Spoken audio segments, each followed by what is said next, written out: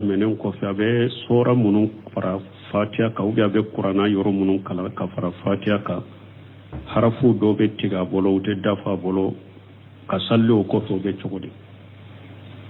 anyo afoya sunya jole an ko doni ke bagaw ko ni kara mo me lahanu ke lahanul qafiu lahanun jelu be nahalul qafiu be ni fatiha de do ni mo be harafu cinya min be mana cinya nya foya o do kateme sallite sa o kofe fo aka harafu tile kunye me na ya soro be harafu min cinya lite mana yelema aka sallike me abe nyina fe tusru aka harafu in kala ka ajija abe tile abolo chokomi me ni harafu cinya lite mana yelema ka sallika kele wale fule ka minyin ka doni ka bawo ko ni fatiha nyana mugo bolo aka fatiha tilela harafu maciya fatiha kono mimbe mana yelema fatiha tilela bolo hari qur'ana to nabe ewa harafu ciya o yoro la ka sallika kene parce que fatiha de farda jose sallila fatiha kala ne ko fe sallila sura mimbe da ka fi qur'ana yoro min worebe be da ka fen kanune do hari nima da ka foyti ka sallila ni dara fatiha la donc na ka fatiha kanyi kaba donc harafu wore munum be cinya bolo qur'ana kala ni tola aka salli salendo salli be saha akofe mais tout sera be nyina fa se ko hakke aka harafu tile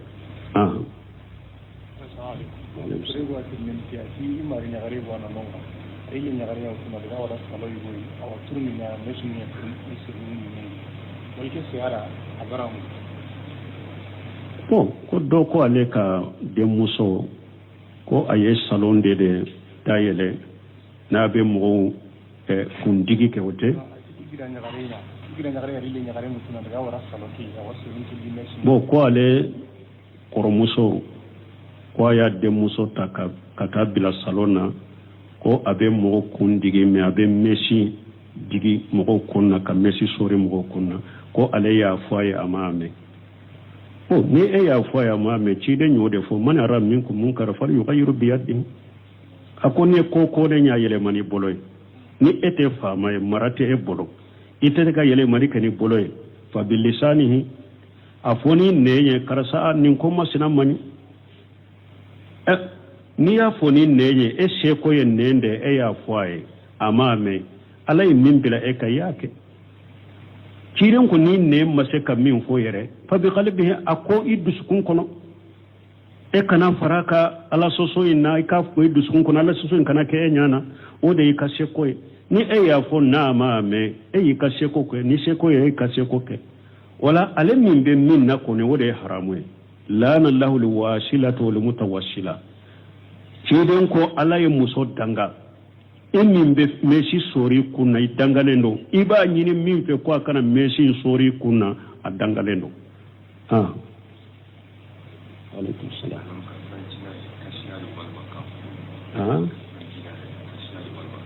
bo ko kasira jinna ye ko oye kashiya de wa kasira jinna oye khawfu de wote kashiya de be sirani minke alaye o de kashiya me fento be ni sirana nyo woye khawfu de parce que ebe sirana jinna ete jinna bonyon yala jinna bonya abonya de kama siranya yo donc woye khawfu de wote siranya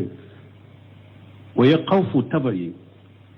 me abeke khawfu li ibada yurjumu be khawfu sirra ni sirana jinna ni jinna ayibaga baga israna ni makantigeli kenne be fadoira ye kantigeli kai ye musriki yake ni siranya sugu ye musriki yade ni sirana jinna ayi bila pendora ube yubaga baga jinna la ni jinna ni man nin kaya ben nin kila ni man nin ka ben nin kila o kera sabo yo fen kaye ikera musriki o siranya sugu de khawfu ibada o tebeye me ni sirana khawfu tabaiya alai hada madeni siranya minda jinna ye siranya minni alai hada madeni siranya minda comme anyo o misali ya fo bondaina ni Musa sirana ayem mu'min faqa ukana le mina ka faqa wuruna nyuna wa fu khawfu tabaiya basitika wala ne o yere kanibali alaka wajibi dola akani bilalaka haramu do kele robe ke haramu ibolo wala min nisrana fenya khawfu tabaiya ami ewa ke sababu ni ala ka wajibi do toy amma ke sababu ni ala ka haramu do ke o khawfu daga raye min na kera sababu ya wajibi fana torai ube akera sababu ya haramu do ke o ya haramu ya ibolo khawfu to ya fulana fulaninde min khawfu tabayi to ya fulana esrana yata hada maden dan to seranya mindo ami bila ami ibali ala ka wajibi kelila ami bila haramu kelila o ya khawfu min daga raye من الآية الواو التي أتت في النور وهذا وجود الله المستوى مطلقة في سورة جن المغني وتعالى جد ربنا ولا قول وتعالى جد ربنا أنت على كبنيا كورتالينو ولا أنت على أكبنيا كورتالينو لا يني أودي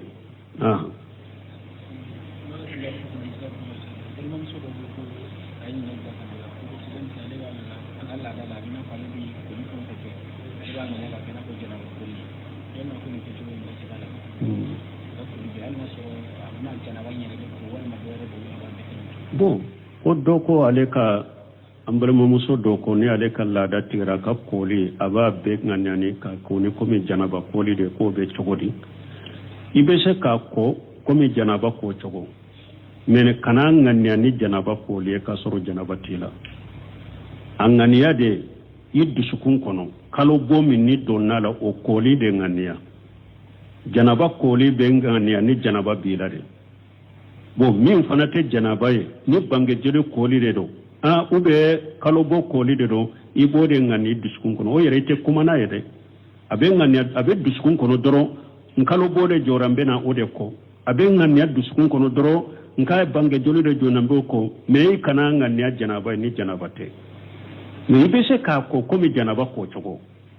ibe se ki ko komi janaba ko chogo me minye ngania ni janaba te janaba be ngania de ni janaba bila ni janaba te ngania ni ko de min bila ibo de ngania ibo de ko le ngania biskun kono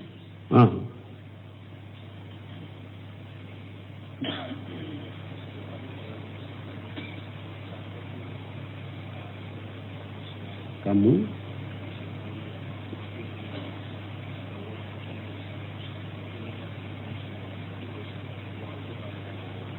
bon ko yala be daga misiri kono ka papier sebe ka noro koni mo min ka telefoni sonera misiri kono ni wore hakke be minela o be daga wa doni ke baga ko population manka ko ke min kan ka mo la jaba hari ni doni ke bawo ye nyon soso yala mbese ka mo nyangi nin na fulo minale alewa ka nyangi na ye kodo ke ka nyangi na kan na fulo minale ana fulo do minale o be daga wa ku be ate daga don ko ko nyugo so bala bo munu ni hara sabato ko abe daga masake de jamana fama masake o be daga ka degere boka mugo nyangi min nafulo koy ni mugo mo yenni ko fo ibe ni nafulo hakke sara ni mugo mo yenni ko masina ke jamana kono ibe ni nafulo hakke be minila ube be do kasola adagara jamana fama kan nyangiri ke ni wori minale me population to akana ke ote daga wi ate daga wi misiri kono koni mo min ka telefoni sonana na wori minala parce que awte fama yi abe sika do ka telefoni mina dondola ko aka wori sara beba man kan be sika wulani nyogonche nyogombugo be sika bwala fitna be sika bwala awte fama wi wala doni ke ba ko ate daga population na aw ka fo ka sariya siga wiyere ka bo mo nyangini na foloy adagara fama de kake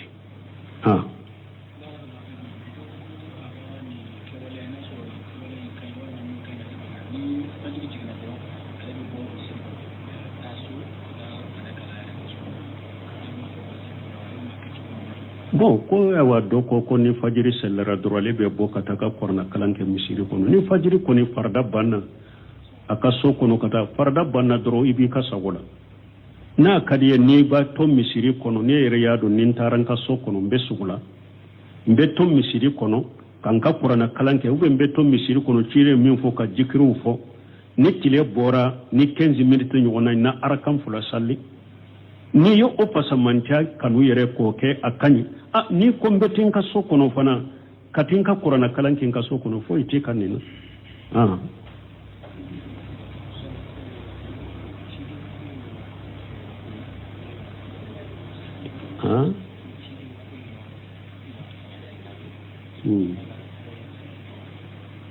bo ko ciden foyi mana farafin ka yala o kuma sabatilen do wa shaykhul islam ibn taymiyyah be kuma ninka kitabu in to nyina na kitabu in to ko aye kitabu do dila nyina na kitabu in to ko shaykhul islam ibn taymiyyah be kuma wala nu ba nyinenka munna ciden cide cira ibasoro aji nunu farajen nunu ciden cira udu dela shaykhul islam ibn taymiyyah be kuma ala donc wala me ka fo farafunde la kanyinen kanina munna faramfin cide mana Allahu a'lam inte seka chugubaya al qawl sahih liman badala dinul mashi shaykhul islam ibn taymiyyah be kuma koyna o yorola ko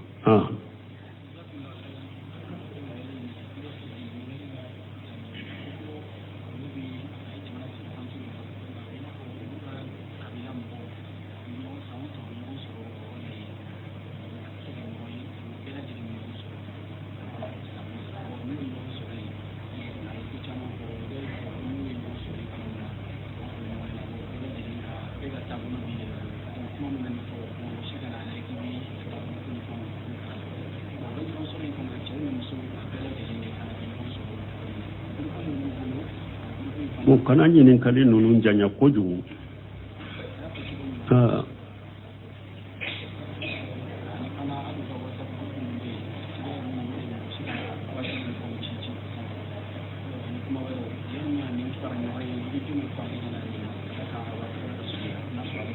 bo ko do ko luka kabila la da do bo bolo sanyelema kabila bebe fara nyogon ka yoro dola atige bokali cinema konta jabi pirvela ko lu ye burkina beunde ko salo uka kabila ye o damina sanyelema kabila bebe fara nyogon ka mimbe gabo mimbe fop jamana jawna bede bena ube fara nyogon ka fetike sanyelema kabila ube fara nyogon kaye be kantigeli fe kantige ube purana jigu ke o sapu nu ye purana jigu ke ube kabila nunun ka tarugo fo situ fana bu bolo o situ kabila ka kode kabila ola wajuru kana bila siti nunu na wajuru munumbe awa le saputeli no feunke ani fana kabila abu kasarti la kabila ka fara nyogonka uka dina ko boy ne nimbe nindina la ne kabaru batola yo nimbe maududu ke nimbe nimbida ke ko o ko bola ka dina ko bola pew be ka ke kelenye doro ka kuma kacca o mo min yere ben nin fo ni be sira alanye e yere bado yere yen nin fo ka munun foro ka fara ka nunu ni sunnate ta yere bodo cho hada madun ka sira alanye kwa kana fo be ko dola nette se ke yere bola karamo wala akin jabi ka karamo do fitina la ka karamo bokadi chuma nin karamo yere ko ambe minke amani ni e yere bado min banye sira alanye bu ikabola ebe to odila mo la togodi nonu nyere doron kata nin dilo karamo do la doro ko vokali chuma kinyere nyini munna e yere tese ka boni be sira alanye e yere ye munun fo ka faraka anka dina ko bo anka kola min be aka kaburu batola min be bitana min be femina beki dade anka dade nyogona e yere bado cho kasagi ka fo ko yala nunu sunna betarba ni ebe sunna do yere bado nunu sunna tetaw nunu har islamiya nyuma teta janko sunna ala de ko qur'ana ko kuntum khayra ummati ukhrijat lin nasi ta'muruna bil ma'ruf wa tanhauna 'anil munkari wa tu'minuna billahi ala ko ciden kam mantaw keran manto bora jiyan kuna de yusu heramai abe ñugo ñamara ni ñumay abe ñugo fatane ka bo jugmama abe limanani alay mais ni ñugo ñamara ni ñumay ñugo fatane ka bo jugmama nu o bora ko min ama qur'an aya yere nan kada ko garte ko boye folo ne kabila min ñenni fanka ni mbon ñugo tali wala wal baraw aw ma qur'an yere nan kada folo ka qur'an yere ewa aya do kari folo ambe min fo nunu ma se ɲininkali la et puis mɔgɔ min b'an ka deresow lamɛn dɛ i b'an ka ɲininkali jaabiw lamɛn i ye nunu mɛn ka tɛmɛ i bɛ ye nunu mɛn ka tɛmɛ i b'a kɛ ka minnu kɛ nin kɔfɛ i b'a kɛ ka ala sɔsɔ i b'a kɛ ka junubu de kɛ nunu ma se ka mɔgɔ ɲininkala u y'u mɛn ka tɛmɛ i b'u dɔn fana an y'a f'u ya siɲɛ joli an ko Sheikhul Islam Ibn Taymiyyah ko a ka kitabu kɔnɔ iqtidaa'u siratil mustaqim fi mukhalafati ashabil jahim a ko salli fula dɔrɔn de bɛ silamɛw bolo ni sabanan bɛ fara ka dɔgɔkun salli juma silamɛw ka salli ye salli fula dɔrɔn de lahiya kantigɛ salli sunkalo salli ni o bɔra la jama n'a ye san yɛlɛma sigaw yɛrɛ ye ko san yɛlɛma an ka ɲɔgɔn sɔrɔ k'a kɛ fete bidiya haram a kana sɔrɔ a bɛ ala sɔsɔ yɛrɛ k'a la dɛ kabila ka kiriye dɔrɔn san yɛlɛma dɔrɔn an k'a kɛ fete ka ɲɔgɔn sɔrɔ nin yɔrɔ la k'a kɛ fete haram salli fula dɔrɔn de bɛ silamɛw bolo Sheikhul Islam Ibn Taymiyyah nin fɔ idi kɔrɔ ye de fɛn min bɛ takana sagi kana o et puis o bɛ kɛ sababu ye ka kabilaw waso ɲɔgɔn ya dɛ kabilaw ka to ka waso ɲɔgɔn na an ka kabila ye nin kɛ tan an ka kabila bɛ ten an ka kabila bɛ ten ciden y'o min haramuya dɛ nin bɛ mɔgɔ wɛrɛ ka t'o de ma kawumeya ni kabila ko donc ninnu ye haramu de an y'o ninnu fɔ ka tɛmɛ janko e ye minnu fɔ ka fara kan u bɛ bidiya u bɛ haramu u tɛ bɛn n'i bɛ sira ala ɲɛ ko n'i y'a mɛn i bɛ bɔ dɛ n'i taara i ye ala sɔsɔ ewa i ye ala sɔsɔ fana dɔɔni ka fan o ja jɔri ka ye ala sɔsɔ e ko n'i y'a mɛn ko i bɛ bɔ a la ewa a tɛ bɛn i y'a mɛn ka tɛmɛ fana an bɛ min f'u ye o ye o de سبحانك اللهم ربنا بحمدك أشهد أن لا إله إلا أنت أستغفرك وأتوب إليك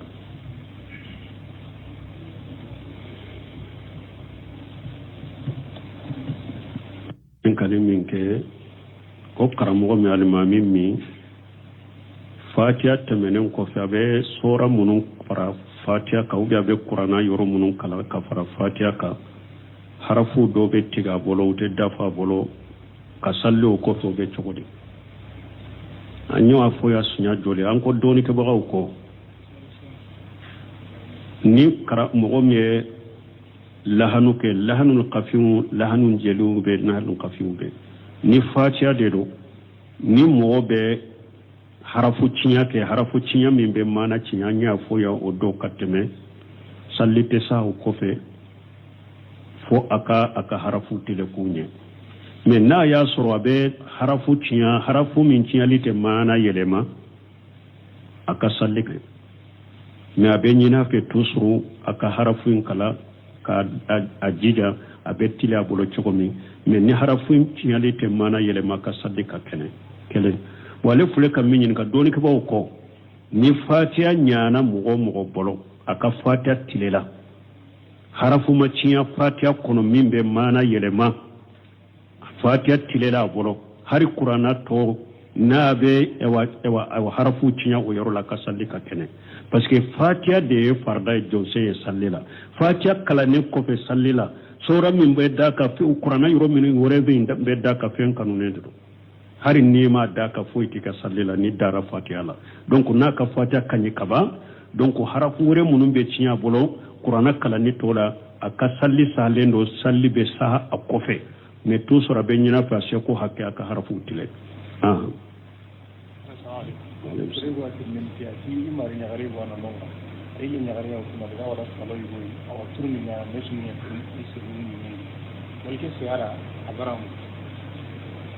bon ko dɔ ko ale ka denmuso ko a ye salon de dayɛlɛ n'a bɛ mɔgɔw kundigi kɛ o tɛ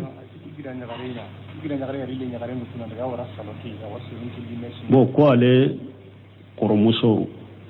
ko a y'a denmuso ta ka taa bila salon na ko a bɛ mɔgɔw kundigi mais a bɛ mesi digi mɔgɔw kun na ka mesi sori mɔgɔw kun na ko ale y'a fɔ a ye a ma mɛn oh ni e y'a fɔ a ye a ma mɛn ciden y'o de fɔ man yara minkum munkara falyughayyirhu biyadihi a ko ni ko de y'a yɛlɛma ni bolo ye ni e tɛ faama ye mara tɛ e bolo i tɛ ka yɛlɛmali kɛ ni bolo ye fa bilisanihi a fɔ ni nɛ ye karisa nin ko masina mani n'i y'a fɔ ni nɛn ye e seko ye nɛn de e y'a fɔ a ye a m'a mɛn ala ye min bila e ka i y'a kɛ ciren ko ni nɛn ma se ka min fɔ yɛrɛ fa bi qalbihi a ko i dusukun kɔnɔ e kana fara ka ala sɔsɔ in na i k'a fɔ i dusukun kɔnɔ ala sɔsɔ in kana kɛ e ɲana o de y'i ka seko ye ni e y'a fɔ n'a m'a mɛn e y'i ka seko kɛ ni seko ye e ka seko kɛ wala ale min bɛ min na kɔni o de ye haramu ye laana lahu lwasilata walmutawassila ciden ko ala ye muso danga e min bɛ mesi sɔri kun na i dangalen don i b'a ɲini min fɛ ko a kana mesi sɔri kun na a dangalen don alaikum salam